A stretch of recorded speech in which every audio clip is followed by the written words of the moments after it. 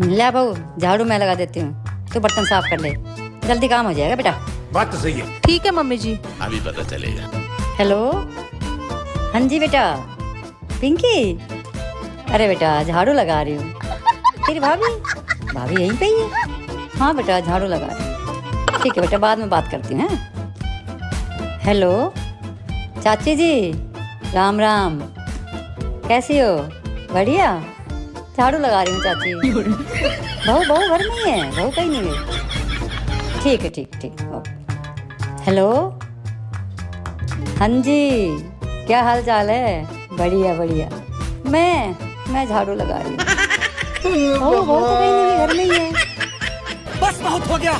Mummy जी आप रहने दीजिए, झाड़ू मैं अपने आप ही लगा लूंगी, वरना आज पूरी दुनिया को पता लग जाएगा कि आपकी बहू कुछ काम नहीं करती है।